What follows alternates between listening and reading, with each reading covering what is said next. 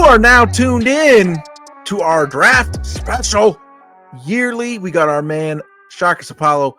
He runs his own NBA scouting agency. He is in the places that you want to be scouting these players. Legitimate scouting circles, scouting events. Shok Sports, Shok Scouting. That is the place to look up, to engage with for all of the information that you could ever need. We got the draft order up. We got his big board. Shout out to the big board. Ready to go. We're going to cover the top 20 prospects plus anybody else that my man Shok is interested in and intrigued by, because there was a lot of value towards the end of it. You know, there was a lot, you know, we'll just revisit quickly some of the stuff that we talked about last year with Terrence Shannon and other prospects like that who ended up turning up real big towards the end of the playoffs. Guys that you liked a lot. Dalton Connect, that was kind of on and off, right? But he also played his role and became an asset. The one, you know, and we talked a little bit about it on the Hoops Hour that we did earlier on this week, and we're going to get real quick into this year's draft class because I know that's what you guys are here for. Reed Sheppard, man, what the hell happened there? What the hell happened there? He, number 3 pick, explosive player. He spends most of the season, you know, on the Galveston Griddle Cakes or whatever the fuck their NBA D League team is. What happened? Look, it's as simple as this. I really did like him, and a lot of people were high on him coming out last year, and nothing changed as far as, you know, his game. It was just the fact that it's hard to make the NBA.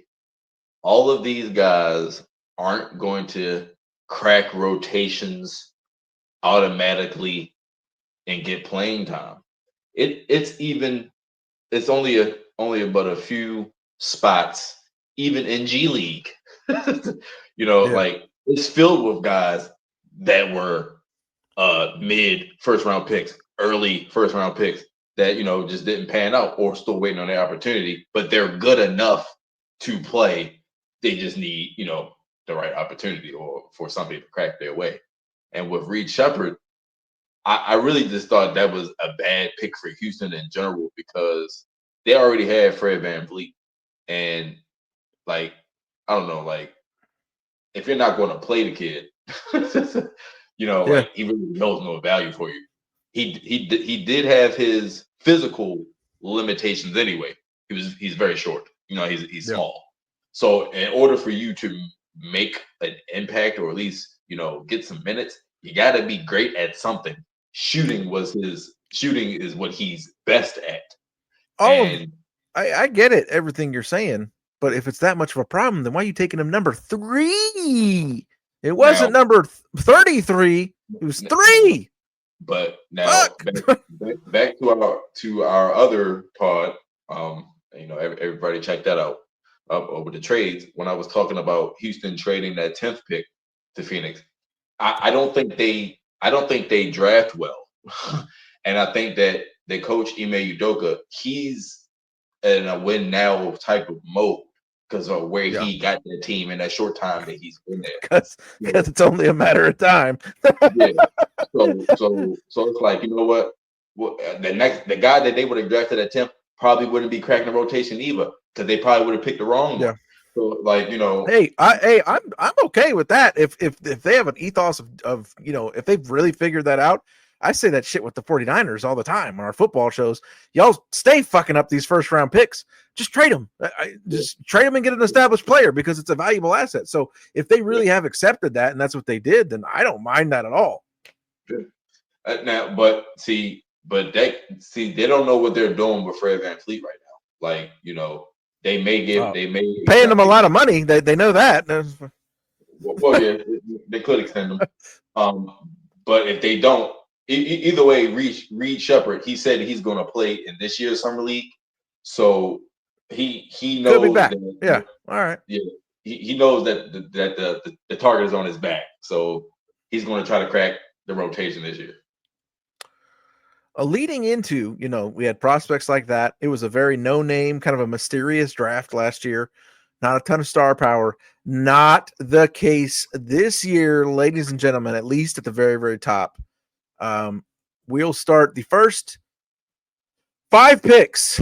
Dallas, the San Antonio Spurs, Philadelphia 76ers, Charlotte Hornets, and the Utah Jams. And on your big board, the big board, number 1, Cooper Flag. Number 2, Dylan Harper. Number 3, Ace Bailey. Number 4, Trey Johnson. Number 5, VJ Edgecombe. How the fuck? Dylan Harper and Ace Bailey both played for Rutgers. Where the fuck was their success this year? How the fuck do you have the number 2 and number 3 prospect and you don't fucking do nothing? Cooper Flag, man, this has been building for a long time. What are your thoughts? I say he's a good number 1 overall pick prospect. I'm not so sure he's quite the level of hype that he has, because there's number 1 pick prospect level, and then there's another level after that for the Wembanyama's, the LeBrons, the people like that. And Flag is somewhere in the middle, hype-wise. But I think he's a solid number 1 overall pick prospect, performance-wise. What have you seen, man? Let's get it rolling. Is there any chance that Dallas doesn't take him? Oh, there's no chance. They're going to take him. Okay. I mean, they kind of have to. I mean, anybody who's number 1, they have to take him, or you'll be faced with too much backlash. Okay. Now, look, I mean, do you want me to get into him as a prospect? Yeah. All right. It's on. We're in it. Let's go. All right. So, Cooper Flag. Cooper Flag is not a generational talent. I don't care what the media says or some of these, I guess, armchair pundits, whatever. I don't believe he's a generational talent, but he has generational motor, meaning he plays hard every play on both sides of the floor, and that is fucking rare in these days. And that's rare these days, especially with somebody as heralded as he was coming out of high school. Yeah. Cooper Flag, he has all the tools. He had all the numbers. He has the defensive stats and the defensive metrics, and he has the offensive metrics. But this is what I see being, I guess, his path to success this year. He likes to go in the hole in the paint, attack the rim every chance he gets. Every time he has the ball in his hand, his goal is to score. And he's going to go at you. He's going to find out that the NBA is not the ACC. Like, don't get it twisted. The ACC is low when it comes to like conference competition compared to the Big 10, the Big 12, the SEC, of course, and conferences like that. So, yes, he was dominant, against the conference, against his opponents. I mean, they do say strength of schedule matters, right? But, he can't do that stuff against these grown men. So he's going to have, and one of the things that is a weakness to Cooper Flag, if you notice it during his college year, was when he likes to go right. But if you make him go left, he'll have to think about it. And like I said, he has an attack mentality, so he can see where he needs to be on the floor to get to the basket.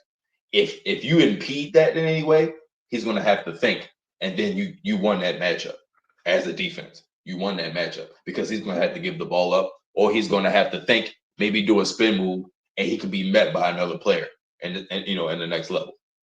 So, let's be careful when we say generational talent and everything. Cooper Flag, while he is a great scorer, he is not the most natural of a shooter. It looks kind of mechanical when he shoots. Yeah, I Because did notice that too. yeah, like when he shoots, it's kind of like he hollows out his back almost, like, because he's not getting that much air or that much lift under his jump shot. So it's like he has to put that much force in. But he can shoot. You know what I mean? Like, no doubts about it, he can shoot. Um Now his path to success, I believe, is going to be through transition. And like I said, with his high motor and his high energy, he is going to be impacting every play that he can.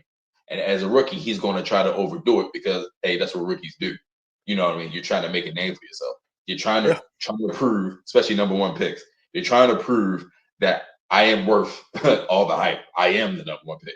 So he's going to try to maybe overdo it at times, and that's fine because he is that good where he's going to make more times than not a positive impact. But so I can see him, even on the offensive glass with putbacks and things like that. So he'll be around the ball, especially in the painted area.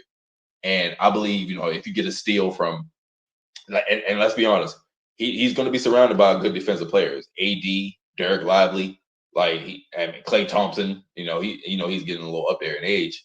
He's still a solid defender for his position. So he'll have a lot of opportunities where he'll be able to lead the fast break, and that's how I think he's going to get the majority of his points. He's not going to get in positions where he's going to be able to shoot like that, because people are going to try to take that away from him. And one other thing, defensively, Cooper Flag, and this has not been said, especially in the media. Cooper Flag, when it comes to defense, he opens it, and when he opens his legs, like, I'm getting real technical here. When he opens his legs, he tends to lead with his top foot. What that does is that leads him open for guys with good handles and crossovers that can basically, hit him with a 1-2 or hit him in an ISO real quick and get to the hole or get to an open lane or to a passing lane.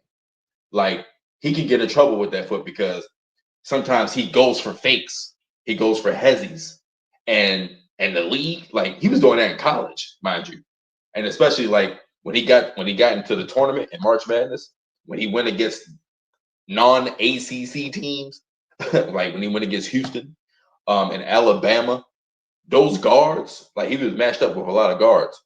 They was taking it to him, and they had him, on skates sometimes, or he gave up some plays because he's a little wild with his hips and is not disciplined like that as he should be.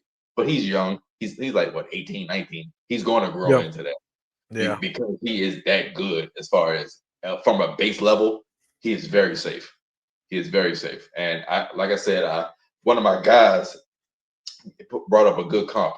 Like, he said, think of prime Ben Simmons. Prime Ben Simmons. Hard to remember.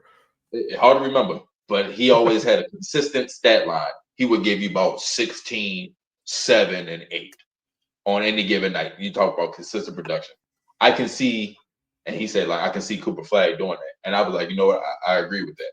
Because, like I said, he's going to be getting those buckets, not by shooting, but, by either getting on a low block, maybe getting a post up, but getting quick putbacks and transition buckets. And then I still believe he can affect the game with assists. I think he'll be a high assist guy because he's a good passer. And rebounds, he'll be around the ball so much and in the paint with banging with those guys that he will have good rebounding numbers as well. So overall, he's the safest pick in this draft. And it feels like a good fit for the spiciness of that Dallas attitude, right? Especially if, maybe if AD is back and can contribute, and they just re-signed Garland. Right. Pretty fits right into culturally into what Dallas does. Number 2, you've got Dylan Harper out of Rutgers.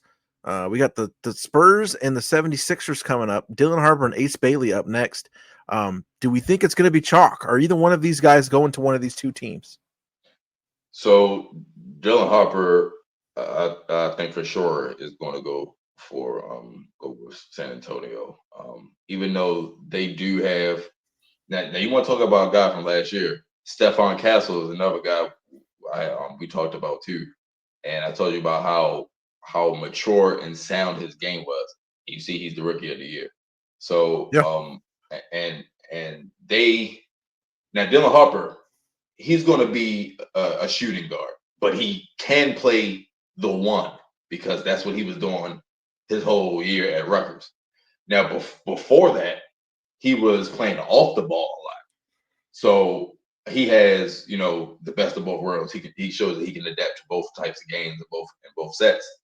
So I mean, it's kind of like, and San Antonio has, I think, number 14 as well. So they can kind of have their pick up the litter. They can get him and sort out, their roster. It feels And interesting to me that there hasn't been more trade buzz about this pick, because to me, San Antonio, it feels like it would be more helpful, especially with the 14th pick. You can still get a good young player that you can develop. But, Castle was rookie of the year. I think Wemby's gonna pretty much be there like next year, be a top 5 player in the league. And then you got Fox, who's in his prime. It almost feels like it'd be more useful to them to move this pick for a good established player or a couple of them. So it's interesting to me there hasn't been more movement here. Is Ace Bailey or is Dylan Harper, are these one of these guys that a team would be in love with and trade an asset to get up there and get them, do you think? well, I mean, as far as what you said about San Antonio, Chris Paul should be gone too. I mean, he's a free agent this year, so he should be out as well. Yeah, that's a nice little. To me, that's a nice little. You get the number 2 pick, one of these two guys, and Chris Paul in a deal for a good established player, or two decent players, two decent starters. I think that's a good takeaway for a team that's trying to hit the reboot button. But well, they were I guess talked about being in the KD sweepstakes, but you see that didn't work yeah, out, and the yeah, Giannis sweepstakes. But he seems like he wants to stay in Milwaukee, so it's kind of like there's nobody else really to be making moves for. yeah, true. As far as that, so if I was them, I would stand pat. If not trade down and get more assets, but it's not like they don't need guys because behind Wembanyama, who's facing health issues himself like blood clots and shit. Like Yeah, where the fuck did that come from? Just felt like that came out of nowhere, man. The I fuck? don't know, man. I don't know, man. But he's a unicorn though, Yeah, so yeah. I don't know. Rare stuff happens, man. I don't know, but hopefully, everything's good with him. But behind him, all of their like big men, they're like free agents, so they gotta like kind of retool that, or maybe All right, yeah. sign some guys for the cheap. I don't know, but if I was them, I would go a few ways. I would get Dylan Harper, and then 14, I would get a big, get another big because they might get rid of Harrison Barnes after next year, after this year. So they're going to need somebody behind him. But as far as Dylan Harper, he is the second safest pick, I'd say, in this draft because Okay. and I've seen him and Ace Bailey twice in person. And the thing I'll say about Dylan Harper, he's a smooth lefty, very patient game. He is also, I guess that trending word is foul merchant. Yeah, that was used against Oh, SGA this year. But yeah. but I see that as a skill because it's not their fault that the NBA calls the game like they do. Yeah, So true.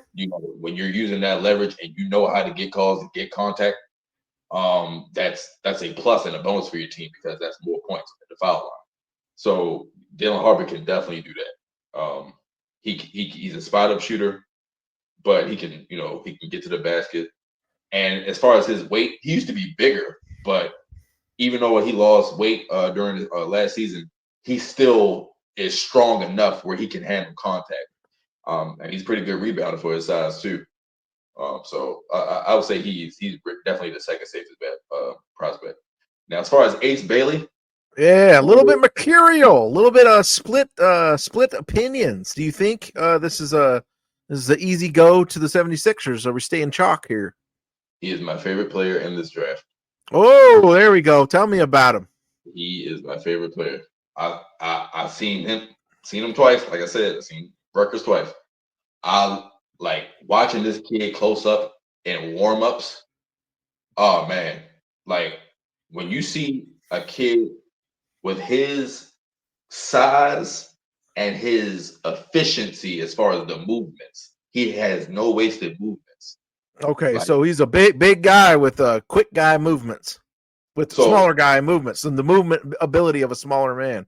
Yeah, like everything is efficient. Like one step here, one step there. Like he's so smooth. Yeah. The way he can shoot off the dribble, and he's quick too. He can shoot off the dribble. Like he can get to the hole. He's athletic. Like let me not undersell that. He's extremely athletic. He has the same measurements as Cooper Flag. They're 6'7" without shoes, but with 7 feet wingspans. In the NBA, you will not make it unless you have at least a +3 in wingspan. That's like a basic rule. Okay. But you got some guys that don't have those types of measurements, but they have the game that can translate and surpass that. But to have a shot, you got to have at least a +3. And the like he was 34% from three. Like he is so smooth, man. And this is another thing too. In the Big Ten, he had about 3 or 4 30+ point games. And that's hard to do in the Big Ten. Yeah, absolutely. Yeah, that's hard to do in the Big Ten. And you asked me earlier, why are they high prospects but with a shitty team at Rutgers? That's because Rutgers, they weren't there to develop. Yeah. They were there to hopefully win, but they didn't know how to win because they were freshmen and they had a whole bunch of other freshmen on that team who were learning how to win. So they were just parts that fit together. I will say this about Ace. He needs to be more consistent defensively. He needs to be more consistent when it comes to rebounding and his effort on as far as rebounding. And he also needs to just make sure that he's engaged, fully engaged. This crap about his agent and him canceling workouts and all that. I think this is draft fodder for a team that wants him to fall. Because all this hype, even the media, even former players is ripping this kid, and I think that's very unfair to him. Because for one, all these workouts that these people are whining, complaining about, these guys are doing this to fill out their summer league rosters. It's mainly second round guys, undrafted guys that are doing these workouts. The top guys, the lottery picks, they're barely working out because they don't have to. You know what I'm saying? Cooper Flag did a damn workout. He didn't have to, but he didn't do it until June the 17th. So it's not like he was working out with everybody either. So I mean, it's ridiculous, anyways. Same thing with football. I don't. What the fuck are you going to see in a workout that you haven't seen in fucking games against other people? Like what else? Exactly. And then with the combine, just like it is in NFL, what have changed from the combine up until the draft? Nothing, because you interviewed him then, and he did private workouts then when everybody was in Chicago. So what's the problem? It's just the media trying to exacerbate things, and like I said, maybe a team like the Wizards, maybe trying to hoping he falls to them. But H. Bailey's my favorite player in the draft. I mean, like the kid. Now I will say this: he is young. He looks like a bit of an airhead, and I'm saying this as an understatement. I mean, and but he's playful. But he's a good kid. He's not in trouble. Like Yeah, that. yeah. He's just learning. Learning the game. And you can't. When you're still trying to figure yourself out.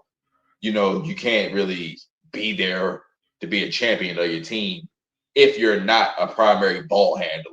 You know what I'm saying? He wasn't a primary ball handler, and I feel that he didn't get the ball called enough for him when he should have during the season.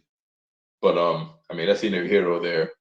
I believe that Daryl Morey, he's done it before. He's drafted Tyrese Maxey without, Yeah. private workouts, exclusive workouts. So it was like because he did all their homework on him during the season. So I still think he can still be there at number 3, but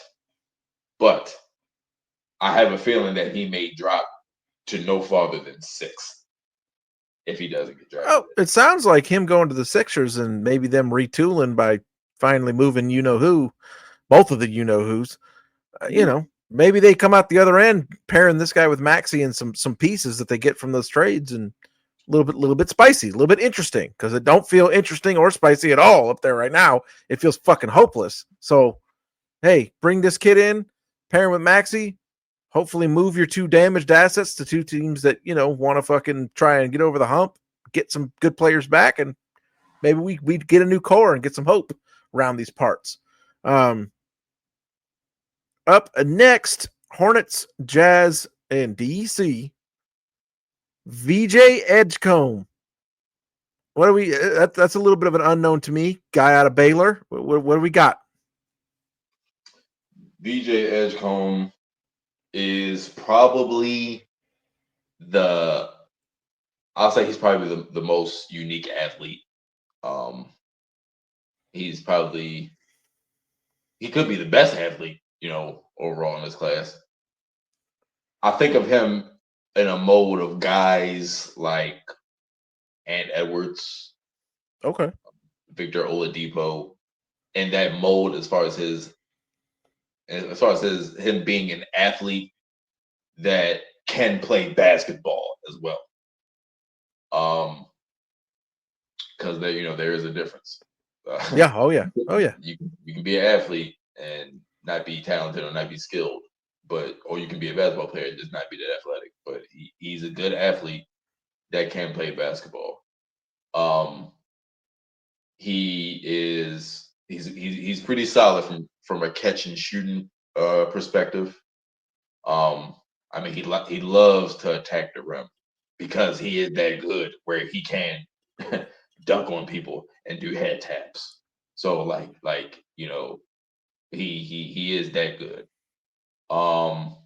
My thing with him is I just feel that on screen and like when you watch the film, he looks a little smaller to me than I would like.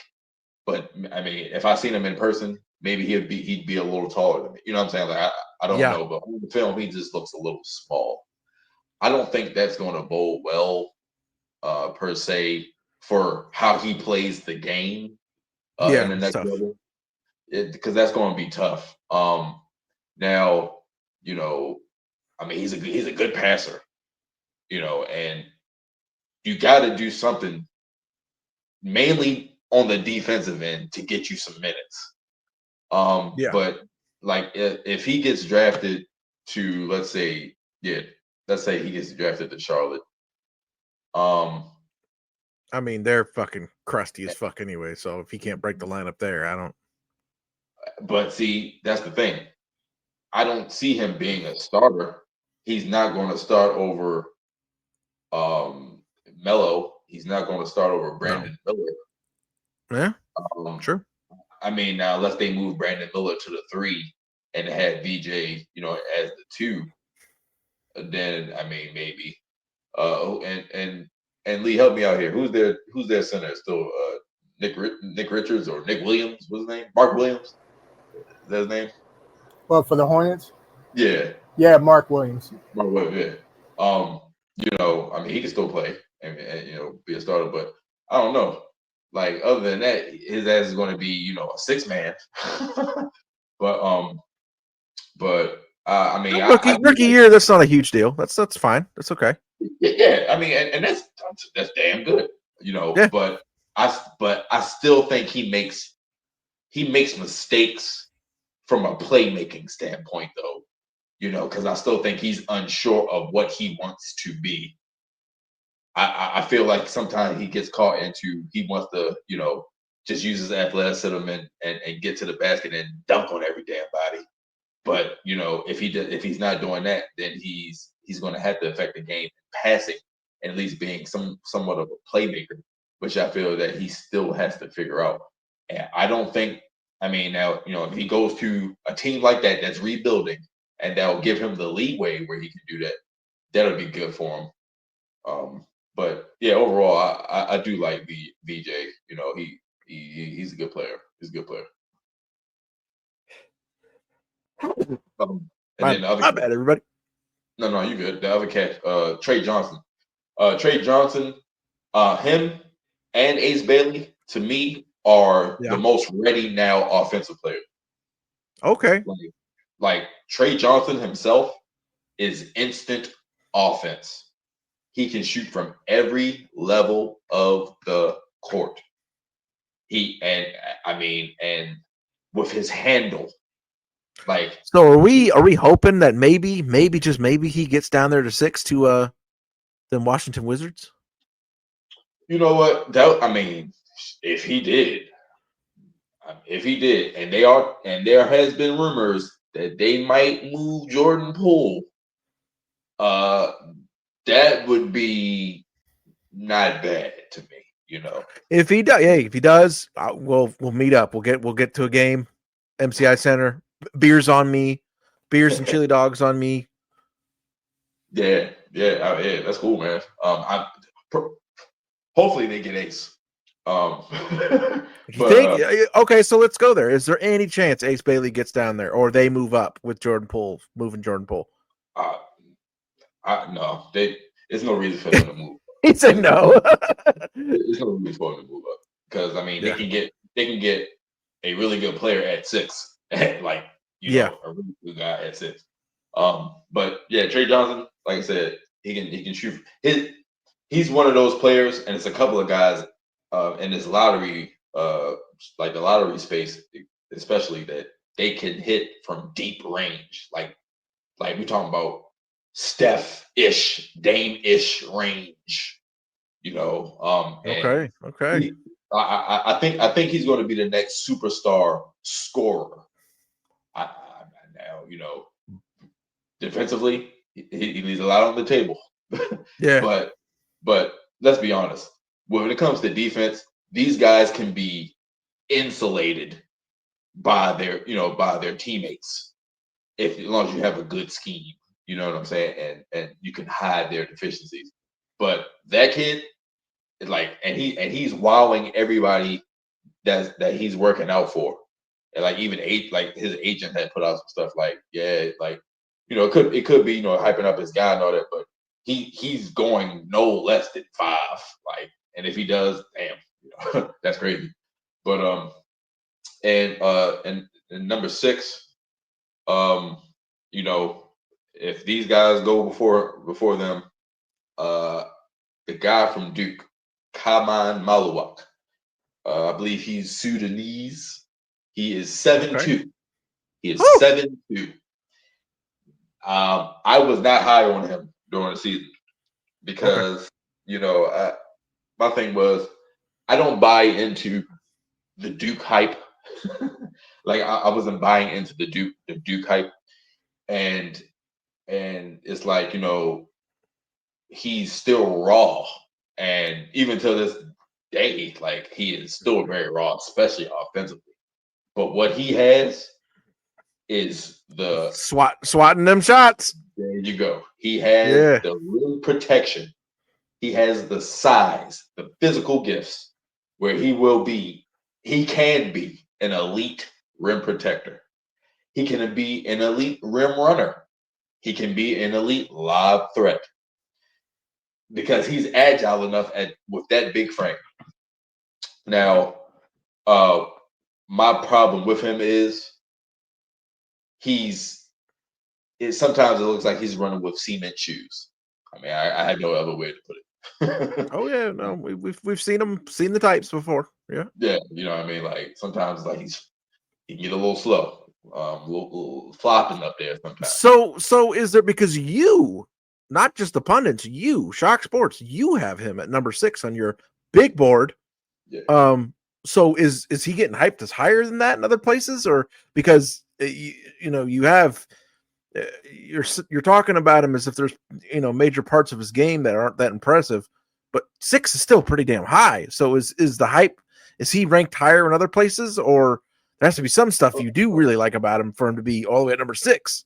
Oh yeah, no, and I'm saying, with that, like with him being slow sometimes, I mean that's something he can change, with conditioning and Yeah. better training. But no, his offensive and defensive gifts that he already had, no, Yeah.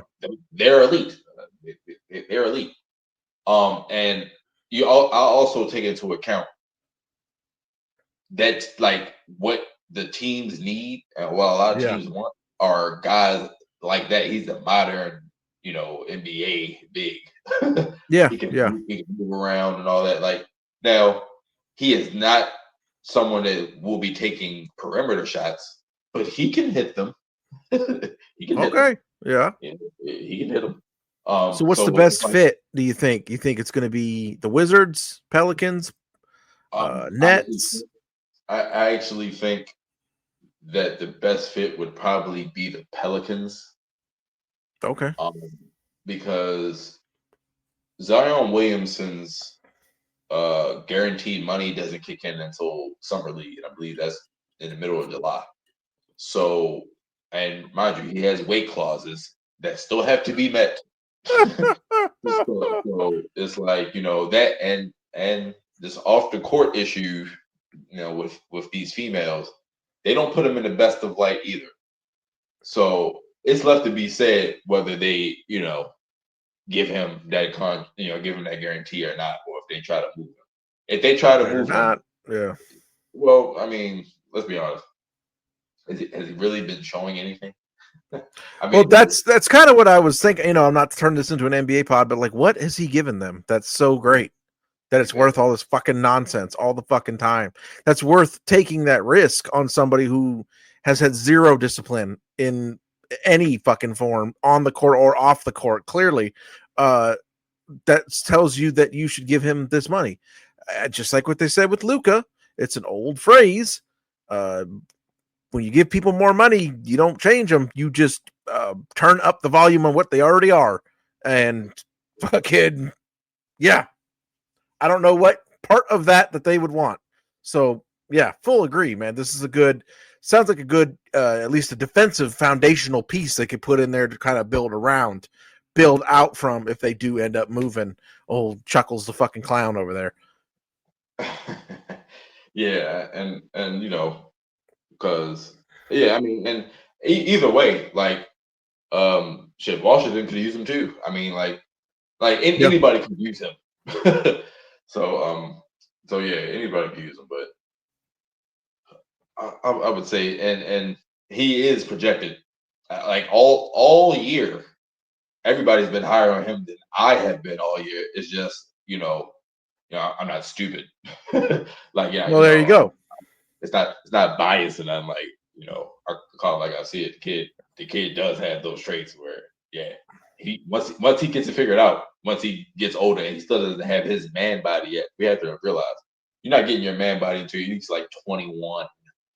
At least not to your mid-20s, really. Yeah. Right. And these kids are 19, 18. Yeah. Like, and some instances 20, they're queen. So it's like, they still get time, Colin Murray Boyles, South Carolina. Jeremiah Fears, that's an awesome athlete name. Oklahoma. Derek Queen, Maryland. Coming up next in the order, you got the Pels that we already kind of discussed. Nets, Raptors, Rockets. Well, no, it's the Phoenix, I guess, would be picking there in the 10th place, right? This isn't updated. So are they picking for Phoenix, or is Phoenix whatever? Phoenix is in the 10th spot now, as of now, after the trade. Kevin Durant. We analyzed that on our Hoops Hour. Go ahead and check that out. It's posted on the page. Colin Murray Boyles, what do we got? So Colin Murray Boyles, he's pretty impressive. He is what you would call a connector piece. I think he's a high motor connector piece where he can do just about anything you need, and he somewhat holds together the continuity of the offense. He's about 6'7", without shoes, 6'7", something like that, without shoes, whatever. So he has good measurements. His wingspan is pretty good too. I think what he does is like he can score from the perimeter. He's a bigger guy as far as like his body type. So like he can post up. He can hit like baseline shots. And defensively, he is very solid. His defensive metrics are pretty good, especially like his block percentage. Because he has a good knack of reading. I guess where you're going to be as far as your shot and everything, so he can read that and can show somewhat of some foreshadowing, if you will, because he does have that intuition. He showed out on a couple of games, like even in the ACC tournament. I'm sorry, the SEC tournament. I'm sorry, the SEC tournament, and his team wasn't good. Like South Carolina wasn't good, but he did stand out. I would say that he got exposed a little bit in the combine offensively, because when they did like the shooting drills, I mean, he looked wonky. I mean, he looked uneven, and it's like, what the hell? But he can shoot. You know what I mean? So it was like, I don't know, maybe it was nerves or whatever, but he shows that he's a little questionable when it comes to that. So that's not going to be what he's in the game for, at least initially, if he can crack some time. And I think, he might go to Brooklyn. And if he goes to Brooklyn, then he will have time, to, I guess, show all of his talents, because he's a really good passer as well. That's why I say it goes back to that connector term. He's a really good rebounder. So, and one thing is, he kind of reminds me of Carmelo Anthony, like when Carmelo. Oh shit! Not in terms of game, but in terms of Carmelo had weight issues where he looked chunky. Yeah, he looked like a baby. Speaking of baby body, not man body. Yeah, he definitely had soft. Yeah, there you go. Yeah, baby body, like and a little doughy. Yeah. But sometimes he would lose his weight. I guess he would have water weight too. He would lose it, and other times he just looked a little doughy. And it's like, all right, you got to get better nutrition. You got to get a handle of how you need your body to look to be a good athlete. So that's the only thing with him. But no, I like this kid. I like this kid. Jeremiah Fears. What we got? Jeremiah Fears at one point, early in the season, he was probably my second or third favorite prospect, because he puts on some shows, man. Like, okay, he's a little short for me personally, but he is the perfect size for a modern NBA guard. He's about 6'4". He has a great wingspan. I think it's like +4 or +5 in his wingspan. So I mean, he has the athleticism where he can cover He can take up some space, but he also knows how to play in space, because I believe that him playing in the SEC and being a point guard in the SEC, that helped develop him as far as his spatial awareness and learning how to play in space, because that's what you're going to be doing in the next level. See, in college, college ball can be kind of hard to watch sometimes, because a lot of these guys, they don't know how to space the floor. So when you get certain teams like Alabama that play like that, they know how to basically space the floor. They play like somewhat of a pro offense. And Oklahoma, they can space the floor. So that helped develop him throughout the year, and that helped make his playmaking that much more stronger. Now he's like I said about Trey Johnson. It's a couple of guys in this, especially in this lottery range, that have deep range when it comes to threes. He's one of them. Jeremiah Fears, he can hit you with that step back, hit you up with the dribble and the hezzy, and then just launch it, catch and shoot. You know what I mean? He can do all that. He has flashes, like I said, with his athleticism and everything, where it's like, damn. Sometimes he can just slice through the defense from wire to wire. He can, like, from one end to the other end of the court. He can do that. And it was said that it was actually said that Brooklyn was really keying in on him, because he worked out for them the most. So he could be going to Brooklyn. You know what I mean? Okay. And I think one of my mock drafts, I think I only did like 2 of them anyway, but I could even see Murray Bowles going to Portland, because they could use a 4, and he would be a 4, or a big 3, or a wing, anything like that. But with Jeremiah Fears, yeah, like he has flashes where he can be, I'm not saying a superstar, but a star, an all-star. He has that potential. He just has to get stronger. All these guys have to get stronger. All of them have to get bigger and stronger. They're coming in younger than younger now, so makes sense. Right, they're coming in younger and younger. So, but yeah, I really do like Fears. And who's the other cat? Derek Queen. Derek Queen. Mr. Queen. Mr. Queen. Allow me a few minutes to speak on this cat, because I've seen him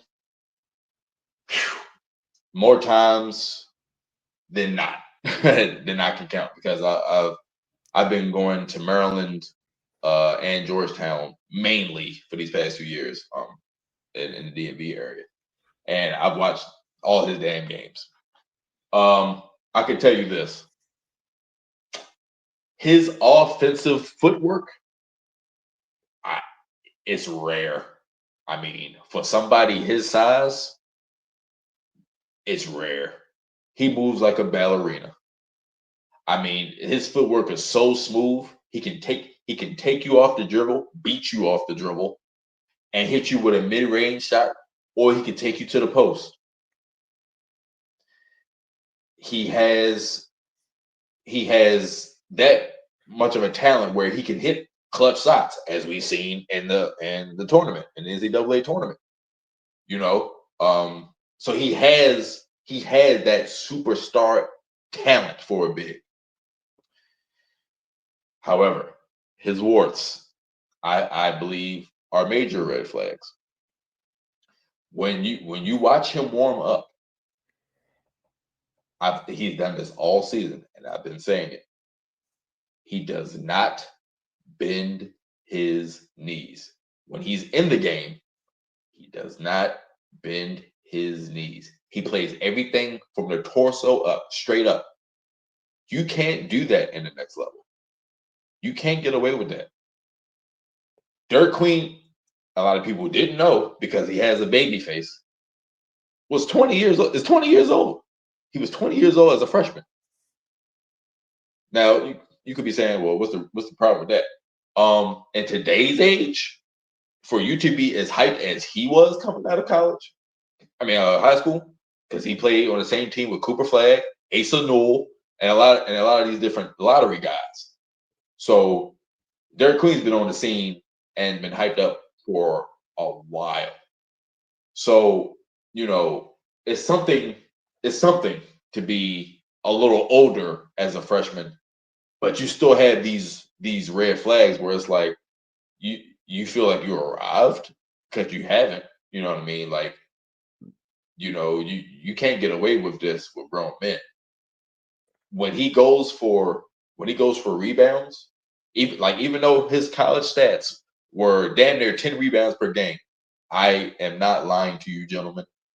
Those rebound stats were inflated. Not the me bounds. Bruh.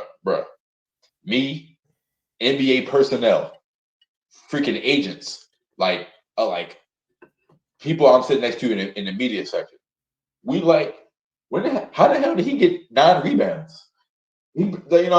Because what happens is he doesn't go for rebounds with 2 hands. You have to go with a rebound like you mean it and secure the ball. He goes with 1 hand, 1 arm, like you're about to snag it with finesse. You can't do that. And a lot of times you're basically causing turnovers because the ball's getting smacked out of his hand. So those rebounds is bull. I call bull. Now he did have some games where I'm looking at damn near every play. I'm looking at every play and I'm like, oh, he did grab that one. Oh yeah, he earned all those 13 rebounds. Like, you know what I mean? He had those types of games too. So it's kind of like Dr. Jekyll and Mr. Hyde. Like, what are we getting with him? Because he disappeared in a lot of games too. Like, you got inconsistency with him. But like I said, offensively, it's rare to have a man his size or kid his size with footwork like that.